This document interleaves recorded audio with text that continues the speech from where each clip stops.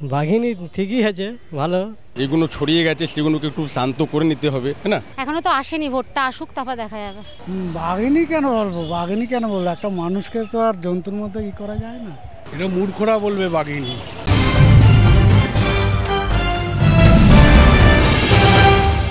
দু 2021 বিধানসভা নির্বাচনে তৃণমূল কংগ্রেসের ট্র্যাগলাইন ছিল বাংলা নিজের মেয়েকে চায়, এবং 2026 বিধানসভা নির্বাচন এখনও কিন্তু সেভাবে প্রস্তুতি শুরু হয়নি। তবে শোনা যাচ্ছে যে তৃণমূল কংগ্রেসের 2026 বিধানসভা নির্বাচনের ট্র্যাগলাইন হতে চলেছে বাংলার বাঘিনী মমতা। যদিও এটা এখন সোশ্যাল মিডিয়ায় একটা পোস্ট ভাইরাল হয়েছে, তার পরিপ্রেক্ষিতে অনেকে মনে করছেন এটা হয়তো 2026 বিধানসভা নির্বাচনের ট্র্যাগলাইন হতে পারে। সাধারণ মানুষ কি মনে করছেন এই ট্র্যাগলাইনটা সামনে এনে তৃণমূল কি পারবে 26 বিধানসভা নির্বাচন জয় করতে? সাধারণ মানুষের সাথে কথা বলি, তারা কি বলছেন চলুন জানার চেষ্টা করব। দেখুন, এইটা নিয়ে আমরা কিছু বলতে চাই না। আমাদের যেটা মেন পয়েন্ট, আমরা আমাদের চাকরিটা কিভাবে ফিরে পাবো সেটা দেখুক। এই রকম রাজনীতিও আমরা করতে চাই না।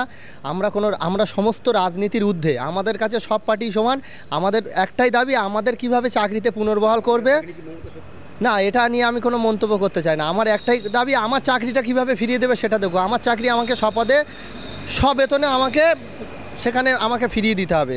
ওটা নিয়ে আমি কোনো মন্তব্য করতে চাই না।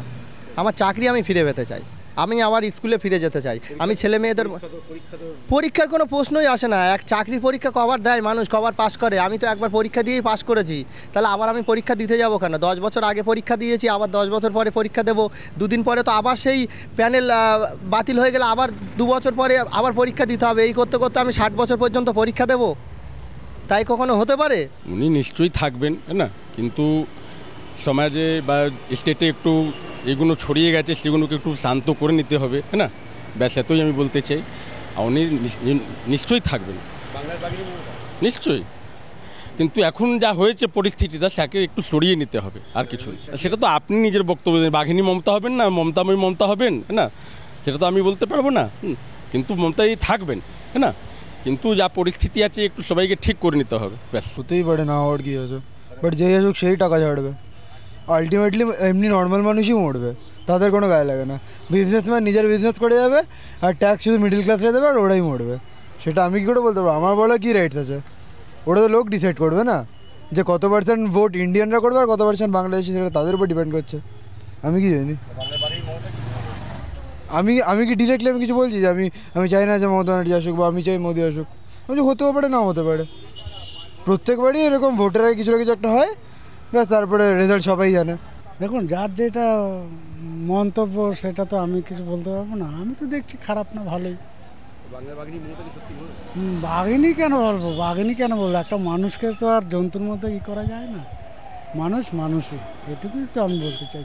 এটা আমার সত্যি কথা বলতে আমার ঠিক লাগছে না, মানে সুইটেবল লাগছে না। মানে এরকমভাবে একটা মানুষকে এইভাবে বলা, বাঘিনী তো একটা পশু জন্তু, সে তো বনে থাকে, তাকে এইভাবে বলা মানে খুব খারাপই লাগে। এবারে জিতবে,